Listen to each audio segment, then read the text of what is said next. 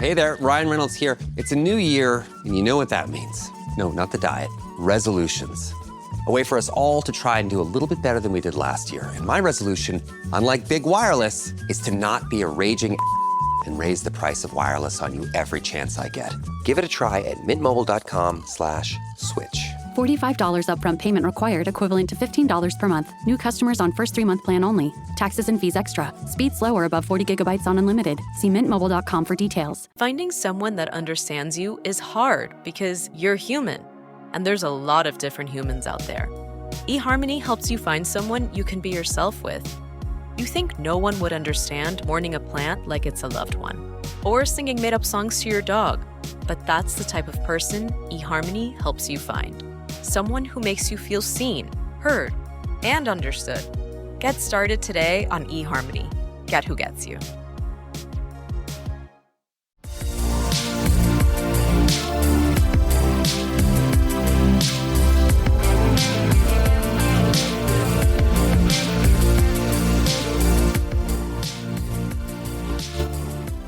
Welcome back to Hot Takes and Deep Dives, and I am here with Katharine Quinn, the owner of And That's Showbiz, a Broadway media and marketing agency representing The Great Gatsby, Maybe Happy Ending. She's also worked on The Roommate with my queen, Patti LuPone, and Mia Farrow. Hi, Katharine Quinn. Hi, how's it going? Great, how are you? I'm good. Thank you so much for having me on. I'm very excited to do this. I'm excited to meet you. I've been following you on YouTube for quite a while now. And the last episode that I published of this show was kind of like a year-end like theater roundup. Basically recapped everything that we loved this year in theater. And my underlying feeling is that most of the stuff produced on Broadway is for the easiest audience to please. Okay, so yes, we are in a world where star casting and jukebox musicals and movie adaptations reign on Broadway, for sure, for sure, for sure. And this was starting to happen pre-pandemic, but has been it's just prominently what is happening on Broadway post-pandemic. There are a number of reasons for that, but namely, people don't want to spend $200 on something that they don't know they're going to like. And so they're attaching themselves to IP that they already know they're going to love. So like my dear friend who lives in Washington, D.C. just came up and I was like, oh my gosh, you have to see Maybe Happy Ending. It's the most beautiful show in the world. But she wanted to see Elf because she loves the musical and it was the holidays. She went to see Wicked because she just saw the movie. Of course. And so, I think it is what's selling right now. I also think that Broadway marketing in general has a long way to go in terms of figuring out how to sort of meet the moment that we're in, 2024, 2025. And I think it's really, really, really hard to market an original musical that's not attached to any IP. So I think that's sort of what is happening on Broadway right now. Do I see Fringe and Off-Broadway and cabarets and all of that? Yes, not nearly as much as I would like to. And that's singularly because just seeing everything that I possibly can on Broadway alone has fully burnt me out. And so it's tough. But when I do, I find it usually so invigorating in a way that sometimes a big Broadway show doesn't.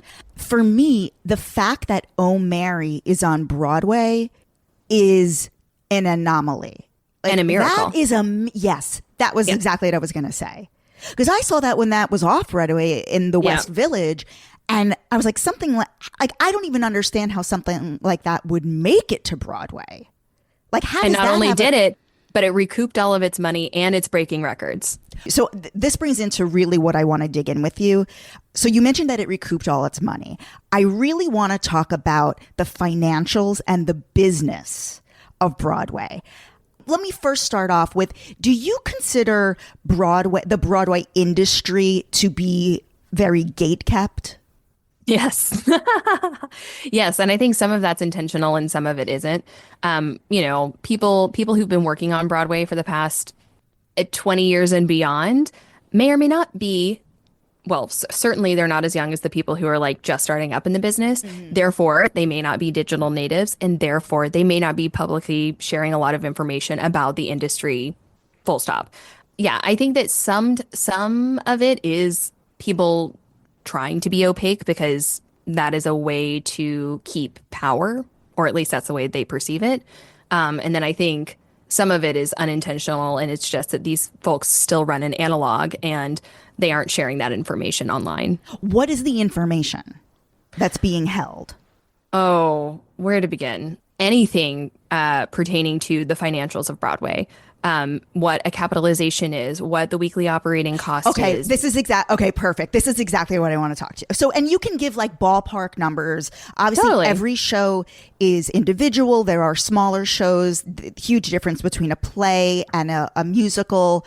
There are mid-sized musicals and enormous musicals like a Wicked. So you can give like ranges, and we can, and also if you can give examples of shows that would like fit different numbers.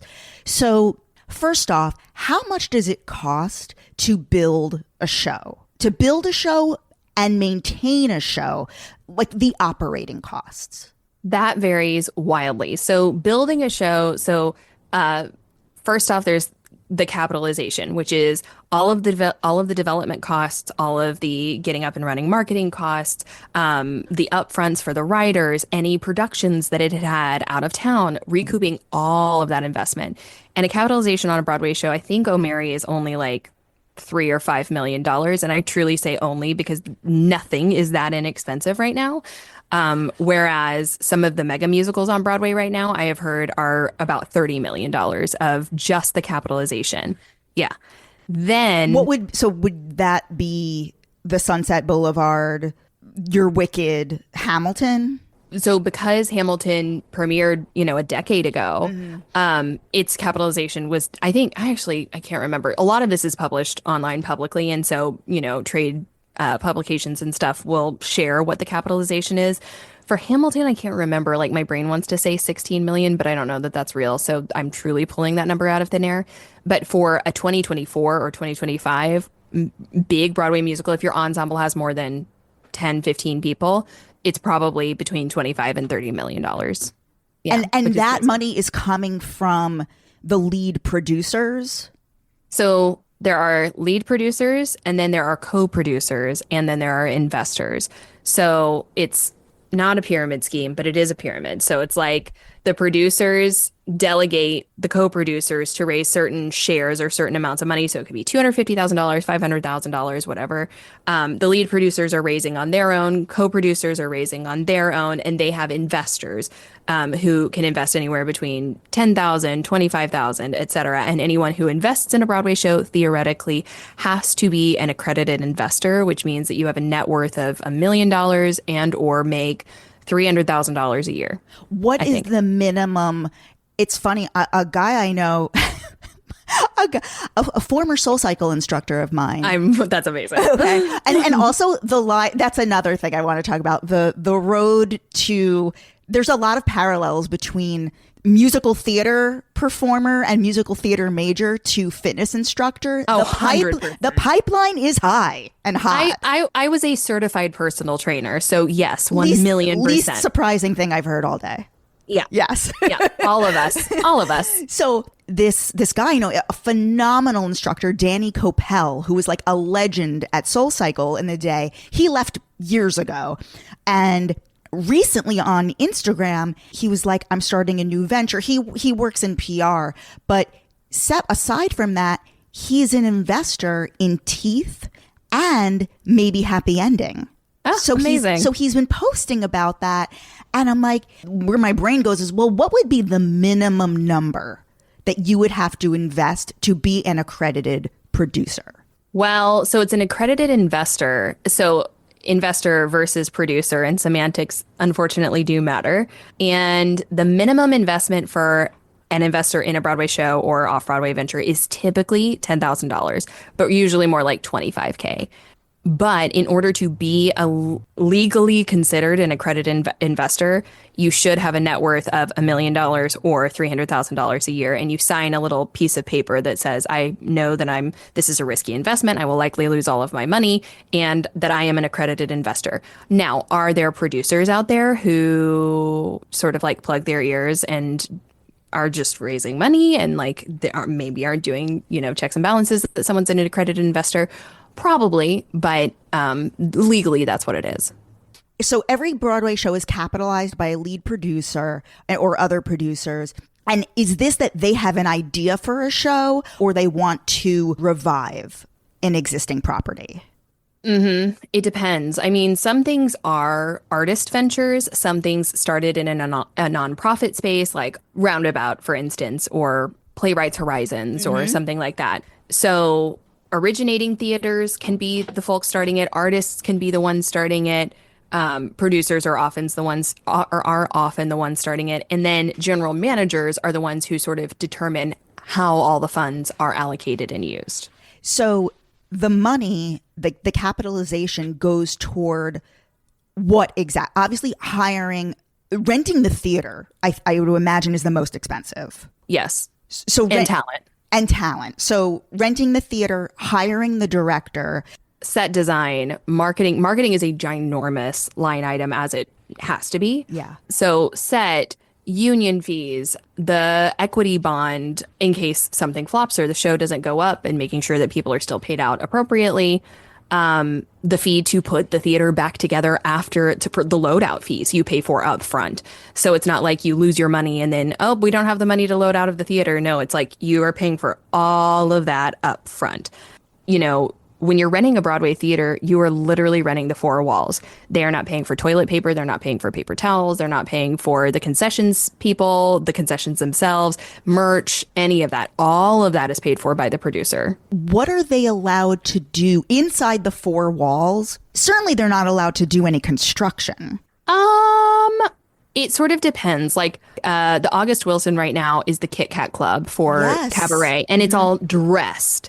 And like the Lyric Theater has Harry Potter and there's bespoke wallpaper and all of that stuff. So within reason and limitation. And then, I mean, obviously Here Lies Love, if you were able to see that briefly at the Broadway Theater, they transformed it basically into a nightclub and took out balconies and, they didn't take out balconies. They took out the floor seating anyway.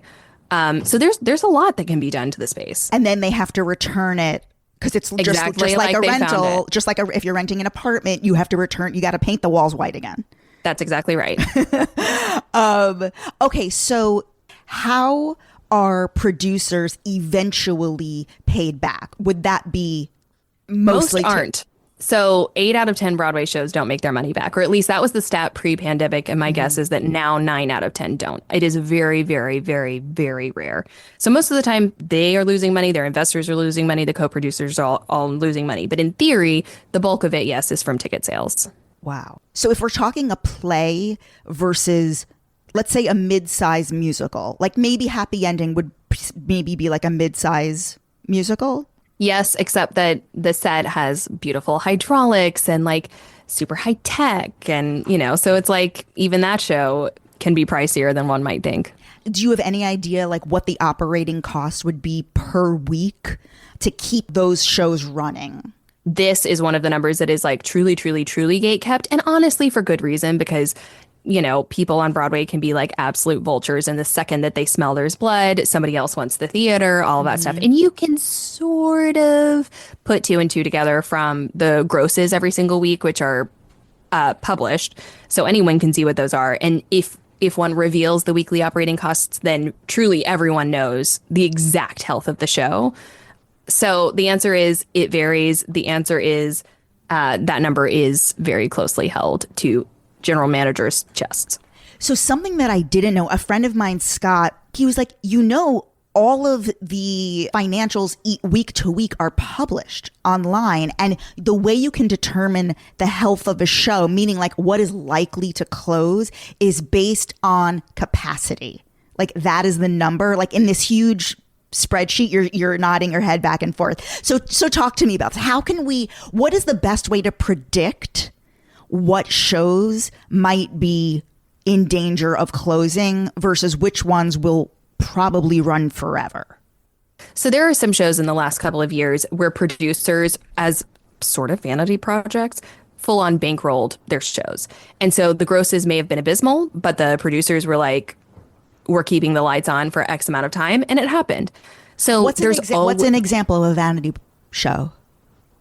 I cannot say. Okay. And I'm not trying to gatekeep, but like if you were to read message sports, but like for job security reasons, I feel like it would be ill-advised for me to be like, well, that show was just on that long because it was a vanity project or, they wanted to get to a certain point. So meaning empty seats, not selling tickets. There are empty seats in theaters and yet it stays on, unlike a Tammy Faye, which closes. Correct. Very quickly. Quickly. Yeah. You know what I always think of? The first time, I grew up, we're probably around the same age.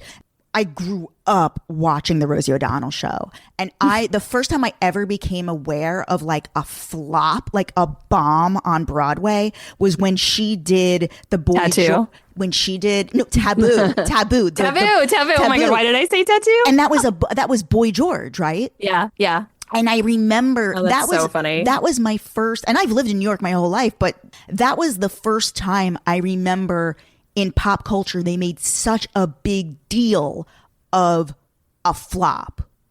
Probably because it was her vanity project. Yeah, and people were so cruel about her in general. So yes. Meanwhile, cut to like maybe 2 years from now, they'll revive that, and it will be lauded as brilliant, a smash hit. Oh yes. Oh, we're so much which I want to talk about that too. How the second run of the revivals are revered, whereas the initial ones were so critically frustrating to panned.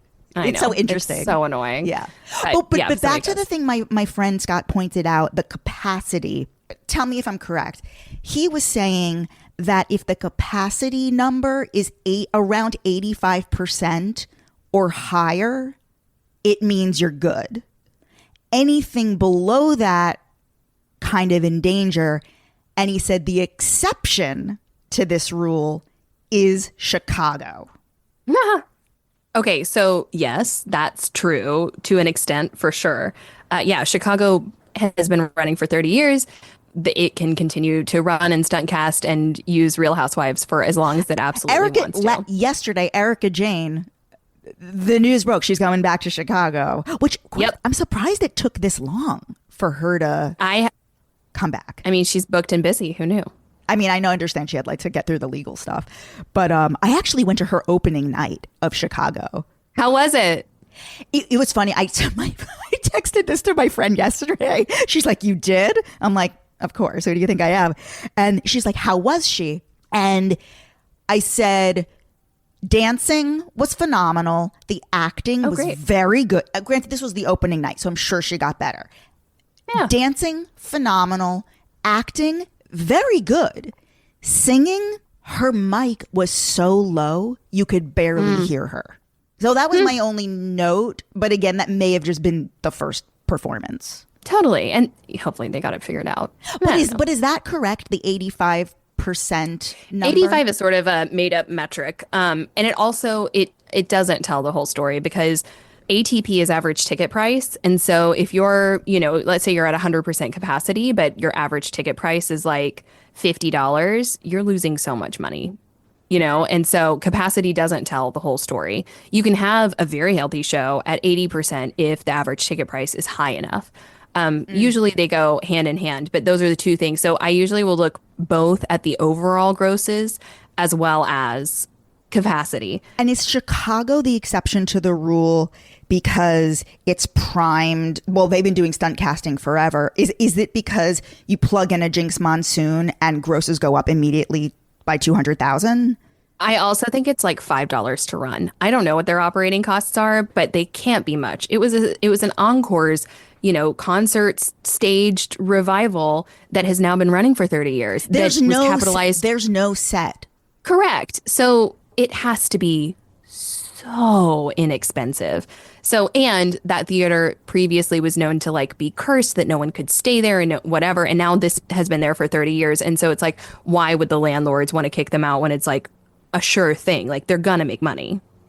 So you mentioned, it was announced maybe a couple of weeks ago at this point that O'Mary has already recouped their, let's say, $3 million. Yeah. Small play, generally speaking. On average, how long does it take a show to recoup? Whether it be, so let me ask you, did The Roommate, did they recoup? I don't believe so. Okay. Usually when people recoup, usually there's an article as soon as humanly possible because producers are very proud of such things. So I feel like if there's not an article, it probably has not recouped yet. Okay. So, or generally speaking, how long would it take a show to recoup, whether it be a play like The Roommate, O'Mary, versus a musical, which I know you're saying most of them don't recoup. If they do recoup, on average, how long? It depends. I know, isn't that so annoying? But it does. And Juliet, I believe, has recouped. And I think it took like 2.5 years for it to recoup. There are, Cabaret is a giant, expensive musical. And I think it would have to run for several years before it recouped. But O'Mary, some months. So it just totally depends. I mean, I'm thinking of something like Lempicka, which like closed so quickly. I mean, that money is just down the drain. And the thing that confuses me about Lempicka is I know that Natalie Joy Johnson had been working on it in, I think, somewhere in the West Coast, I think like San Diego. They had been working on Lempicka for, I think, a few years, like working. 10. Okay. How does it get to Broadway and it's still broken? Like it's still not working? I think that it's a great sort of like, oh, what is the word that I'm looking for? Not ephemeral question, but like it's not tangible. There's so much that you don't know out of town. Their out of town audiences might absolutely love a show. And the second you get to Broadway, New York audiences are like, we're too cool for school. We don't love this. Tammy Faye did very well on the West End and announced closing almost immediately here. So it's honestly a near impossible time to predict other than gut instinct and savvy, like what is going to succeed on Broadway. I think there are a lot of unknowns. And so I feel like part of my job is figuring out how to make the unknowns known and like strategize given all of the things that are up in the air. I think that it sometimes can be possible to overcook a show. I don't know if that was the case with Lempicka. I didn't see previous iterations, but I know of rooms that I have been in historically, there's a point where pencils need to be down. And like, if we keep working at this, we're not doing it any favors. We're starting to actually like do the opposite and unpack this great thing. So I think it's a lot of things, but it sucks because a lot of really, really smart, talented people worked on that for a really, really long time. And I know it obviously has its Olympique stands and was beloved. So your business is specifically digital marketing, running social media for specific shows. I know that the goal with your business, you are a bespoke agency and you like to have 4 shows under your umbrella. For Broadway, well, I guess really the question is, how do you make the product, aka the show, more enticing to people? I think it depends on the show. You have a shortcut when people already know the IP. With The Great Gatsby, people love The Great Gatsby. That is so incredibly helpful. And also, we still have to tell them that A, it's on Broadway, B, it's starring Tony nominees Jeremy Jordan and Eva Noblezada, soon to be Sarah Hyland and Ryan McCartan. We have to tell them it's a spectacle. It has incredible dance. It's funny. It's still a musical comedy. And so for that show, like dance, my background is as a dancer, and I get really, really, really, really excited about showcasing dance in musical theater. So we did gorgeous high-res videography early on. We created a bunch of trends around the songs from the album and dances from the album. We've done karaoke challenges. So this is like TikTok content. We post twice a day across 6 platforms, 6 days a week. So 72 touch points per show per week. And we've been doing that on Gatsby for now over a year. So we are on X, the app formerly known as Twitter, Threads, Instagram, TikTok, Facebook, and YouTube on all of our shows. Something that I think is brilliant is jumping in the Reddit threads. Now, do you post in there or you just use that as feedback? So as Katharine Quinn, I never, ever, ever, ever, ever comment on any message board just because I know the floor is lava and I'm not playing. I'm not doing that. I'm just not engaging. I'm not going to do it ever. I've never done it and I never will. However, so like I'm working on Maybe Happy Ending, which I do engage in the subreddit for Maybe Happy Ending as well as Reddit Broadway as Huaboon, the plant. who is a diva and we love. So I will post, or Hwaboon. I feel like this is like Disney integrity. I have to be like, I'm friends with Hwaboon, the way that like a Disney princess would be like, I'm friends with in Belle. other words, people know like the call is coming from inside the house. They know that it is. They know it's the brand. They know it's the brand. Yes. They know it's the brand. Yeah. But Katharine Quinn, I do not post, but I absolutely look at what people are saying. And how does that inform how you might change a tactic or a strategy? I'm like, which of these can I say out loud? We just announced that we're recording an album, and we are currently in conversations with the marketing team about whether or not a vinyl makes sense to put out. And I know for a fact, because I'm hands-on with every single platform and Reddit, that everyone is begging for a vinyl, and it makes so much sense for the show. So yesterday at 8 a.m., I spent an hour perusing Reddit boards, Instagram comments, TikTok comments, and screenshotting everyone who was saying they wanted a vinyl and sending that off to our music publisher and saying, here's, proof of concept, here's what people are saying. So like, I very directly am listening to what people are saying. I love that. Like, what are other ways? I don't know that I would ever follow a show account. Maybe an actor, maybe. But how does that get to me if I'm not following the show account? Followers don't matter as much anymore. It's all about algorithms and what's being pushed to, on TikTok, your For You page, or even Instagram Reels. It's not the way that it used to be, And so if you're not a follower, no problem. If I have a viral trend, it's probably going to make its way in front of you regardless. This is why I'm terrible at Instagram. This is why I can't really make it happen for myself. You can get there. I believe in you. I believe in you. No, if we're about the same age, you can do this. No, there are things I post on TikTok, and sometimes it'll have like 15,000 views, and they're just like clips of like interviews like this, right? With whoever it may be. Something may have like 15 or 30,000 views, and then something else with like an equally interesting like 1 minute clip will have like 500. Like why? And it's interesting. Is it captioned? Is it starting at the right place? Is it when I say captioned, I mean on-screen captions are usually super helpful. And then like, does the description have all the appropriate keywords and hashtags? Honey, I am doing this. Then I don't know, the algorithm gods just did not bless you that day, which sometimes unfortunately happens, and it sucks. Sorry. Something I love that you talk about, you're brutally honest about how uncomfortable the Broadway experience is for the consumer, for the audience member. Talking about how uncomfortable the seats are. Like, it's just a strange experience where other, for example, like movies have completely evolved. They're streaming. You can lay down in a seat. There are waiters. If you're at Nighthawk Cinema, they will bring you food and drink and whatever. On Broadway, you can't even get into the theater without it being like a cattle herd. Yeah, 100%. And it's interesting. I want to talk about like the COVID effect, because I always imagine when Broadway shut down in COVID, I remember talking to people and thinking, maybe this is all great because they're just going to rip out all those seats and make everything a lot more comfortable. They're going to that'd have been nice. Renovate all of this.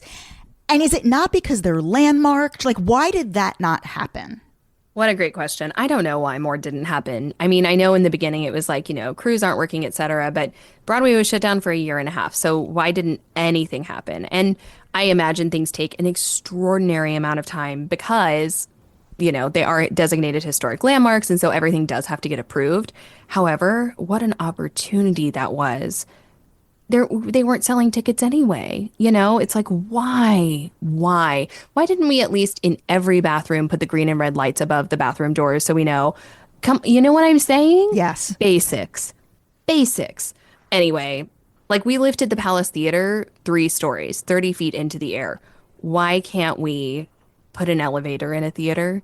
If we can literally literally elevate an entire historic Broadway theater, why can't we stick an elevator inside one? It's crazy. It's crazy. And I know the theaters weren't built with that in mind. And so it's just, it takes like a lot of, the word I want to say is Imagineering. Like, honestly, I want to get some Disney experts in here and like theme parkify this experience in terms of efficiency. It's just, it's wild. It's wild. Even lines, like, shouldn't there be like, this is a line if you're in the orchestra, this if you're in mezzanine, balcony, like orchestra left, orchestra right. It's like, wouldn't chaos. that be like easy to do? It's just chaos. And I don't know why we have not created better systems. And I say that knowing it must be so incredibly impossible, and that's not my job, and so it must be very easy for me to say, and that's true. But like, there's gotta be a better way. Especially, so I'm right there with you. Especially because ticket prices are higher than ever. Oh yeah. Like, what, aside from the accessibility and the comfort level, like, what else do you think are easily solvable problems? I don't know that any of them are easily solvable, but I went to the TKTS steps like a month and change ago and brought an amazing content creator named Jessie Lynn Hart with me. And we interviewed tourists on the TKTS steps just to see what they knew about Broadway, if they were going to see a Broadway show, and if so, why or why not. And I did this because I wanted to raise awareness about the brand problem that Broadway is facing. Jess, it was so much worse than I thought it was going to be. People don't have a clue. They were literally on the TKTS steps, and I was like, if you were going to get a Broadway ticket, where would you go? And they were like, we don't know. And they're on the steps. When we would ask, like, you know, can you name a Broadway show? Some people were able to say Book of Mormon, Wicked, Hamilton, and that was about it. But anything else, absolutely no clue. Can you name a Broadway actor? Zero response. Numerous people who were like, yes, I have my tickets for the Wicked movie. No, I have no plans to see a Broadway show, you know, and you're in New York City as a tourist. So I do really, really wish that the Broadway League, which is the trade organization or trade association that represents producers and presenters, I do wish that there were much, much, much more comprehensive.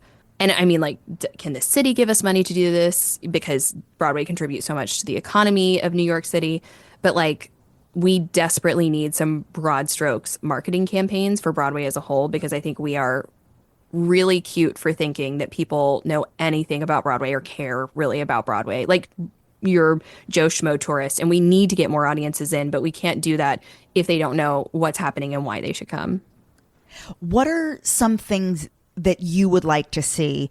Like, off the top of my head, streaming. The Green Room 42, they stream basically all of their shows, and people are buying tickets to that, and you can watch it from the comfort of your home.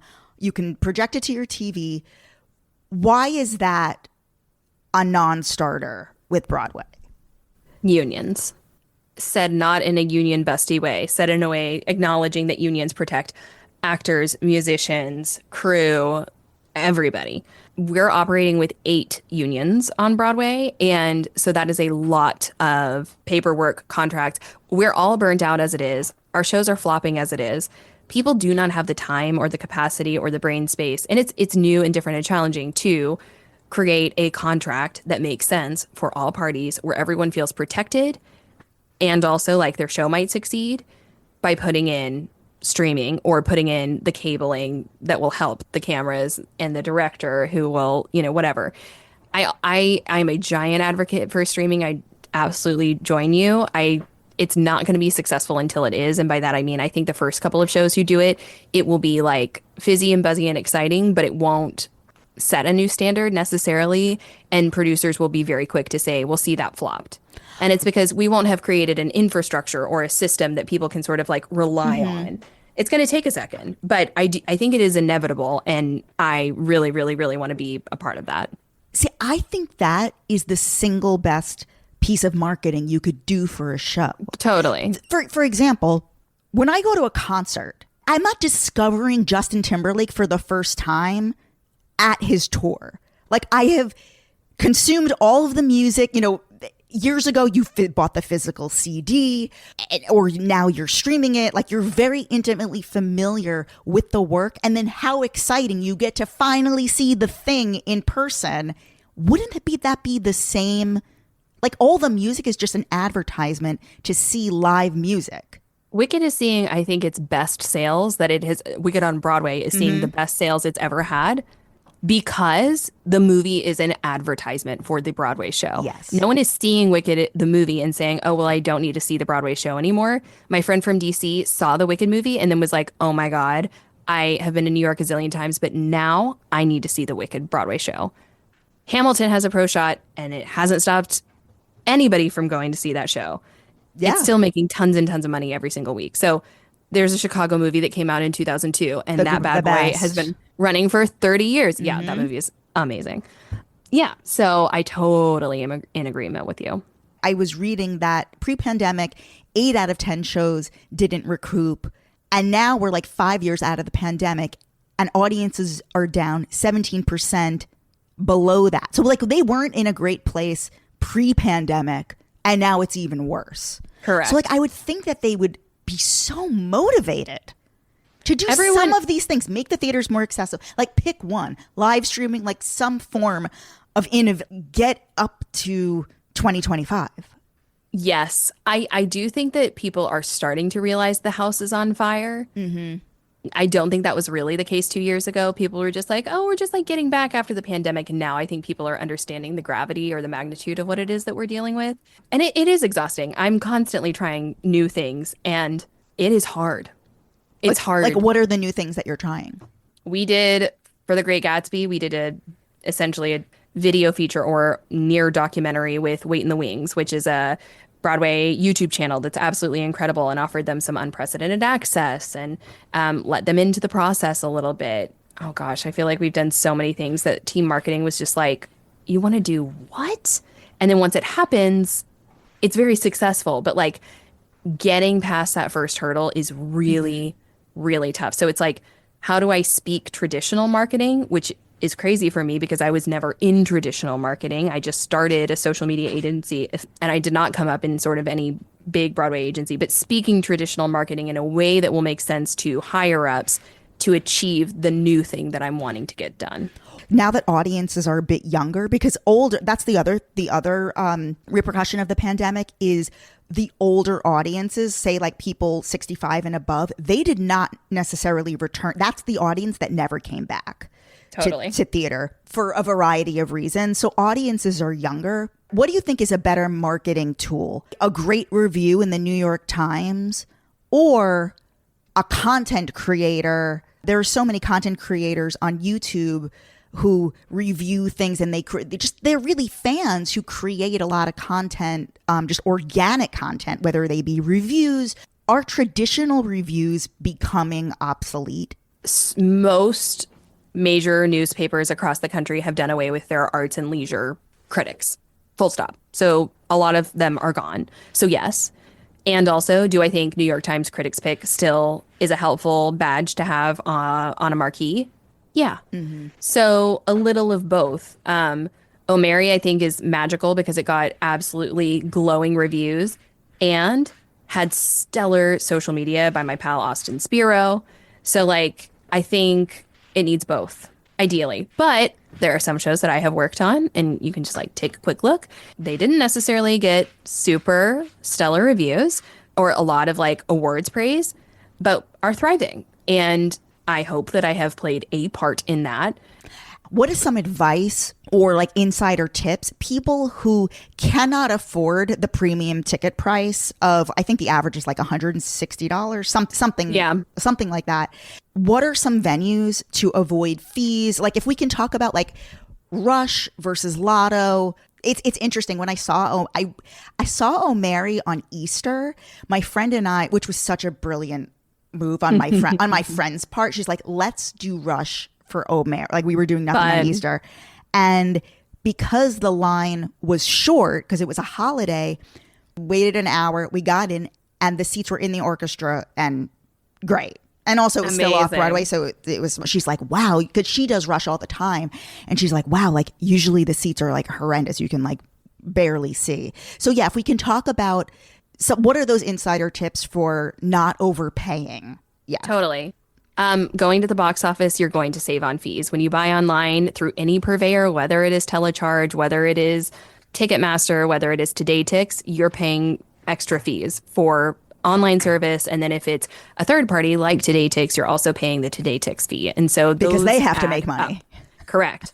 So it gets really, really expensive really fast. So going to the box office, you're definitely going to save dollars. And honestly, looking at the Broadway grosses is a great way to see if the odds are solid that you can go to the box office and wait to get your ticket. If the capacity is at 86%, you're probably okay on a Tuesday or Wednesday night going to get a ticket from the box office, you know? If capacity is consistently at 95, be a little careful. I might spend the extra money on the fee to, buy in advance.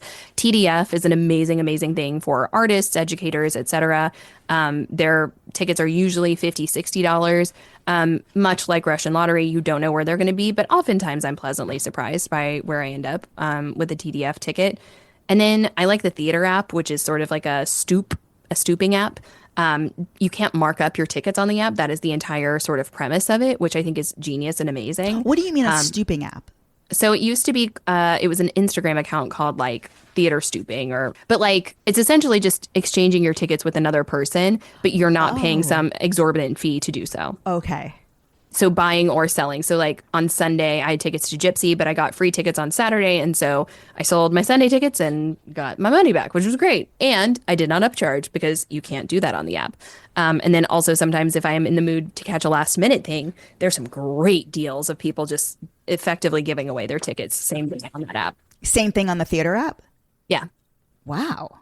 It's great. I've never looked at that app. It's great. Yeah, I mean, I remember I was a huge Ren head in the day, and obviously you just had to like line up outside. There was no online anything, but I love that you can just do it all from your phone. Like I think the digital rush and the digital lottery is the way to go. It's awesome. It's awesome. You don't know where you're going to sit, but it is awesome. And there's also the Broadway Rush Report where people will self-report in real time. So that's like there are 15 people in line for Gypsy. It's not, it's 9 a.m. and there are 15 people in line for Gypsy. And that's just like a real time.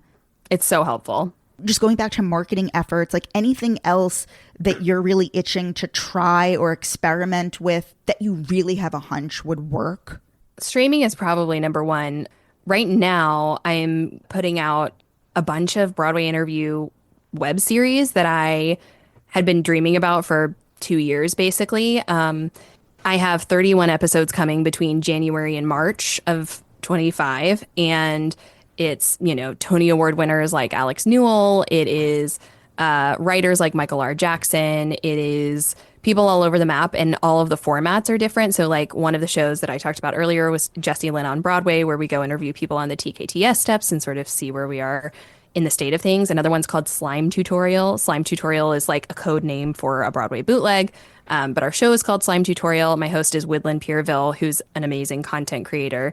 And we pull up video clips of performers from the past that they probably forgot that they did and show them to them again. And then they talk about the past performance and play games and hang out and have fun. And then we've got like a classy rooftop drinks one. And so it sort of like runs the gamut of what kind of show you might like. These will all be on YouTube? YouTube.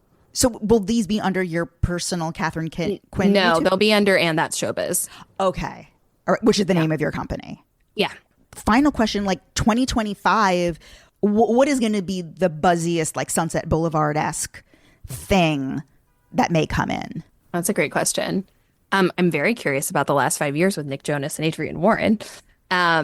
I'm also really curious to see how Operation Mincemeat does here. It was a huge hit in London. I loved it over there, but it's very, very, very British, and I don't know how it's going to be received here. It will definitely have a cult following, and it could get broad appeal like Oh Mary. It's really, really hard to say. Just today, as of the time of this recording, Dead Outlaw was announced for Broadway, and that was at Audible Theater, and I'm so excited. It's Andrew Durand, who's brilliant. So yeah, I think there's a lot to look forward to in the spring. To what degree are you excited, if at all, about Jamie Lloyd's take on Evita in the West End? Oh, so excited. I'm a Jamie Lloyd stan, so I can't wait. I am so fucking excited about this. Like, yeah, this this got me on my feet because I love Evita. Like, Evita is one of my it's in my top 3, and I've seen it performed live, but not a great production. And so like I would go to London. Like I'm talking with a friend about like let's do that. Pilgrimage. Oh, I love that. Especially with Jamie Lloyd attached. Like, who do you think? I mean, obviously Lady Gaga is the obvious choice. I've heard Ariana DeBose. I've heard all kinds of things. I don't think it's going to be Gaga because she has a new album coming out. I have no idea. I would be shocked, but I have no idea. I mean, that would be my dream, but it'd be incredible. This has been awesome, Jess. Thank you so much. So where can tell everybody where to find you on definitely YouTube, but also Instagram, TikTok? Yeah. I'm at It's Katharine Quinn across platforms. And then my company is And That's Showbiz. And we are also, as I just mentioned, newly debuting a ton of content in the new year. So make sure you follow us at And That's Showbiz as well. Awesome. Thank you so much. This was so fun. I learned so much. Yay, Jess. You asked amazing questions. This was great. Thank you. Thank you. Have a great day.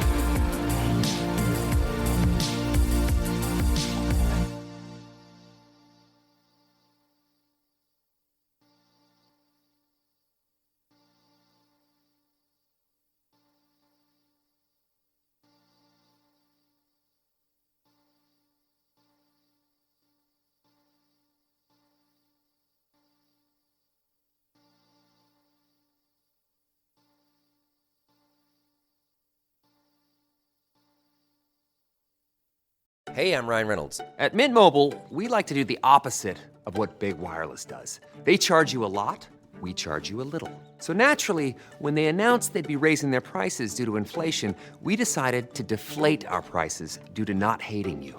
That's right. We're cutting the price of Mint Unlimited from $30 a month to just $15 a month. Give it a try at mintmobile.com/switch. $45 upfront payment equivalent to $15 per month. New customers on first 3-month plan only. Taxes and fees extra. Speed slower above 40 gigabytes. See details. Marketing is hard. But I'll tell you a little secret. It doesn't have to be. Let me point something out. You're listening to a podcast right now, and it's great. You love the host. You seek it out and download it. You listen to it while driving, working out, cooking, even going to the bathroom. Podcasts are a pretty close companion. And this is a podcast ad. Did I get your attention? You can reach great listeners like yourself with podcast advertising from Libsyn Ads. Choose from hundreds of top podcasts offering host endorsements, or run a pre-produced ad like this one across thousands of shows to reach your target audience and their favorite podcasts with Libsyn Ads. Go to libsynads.com, that's LIBSYN, ads.com today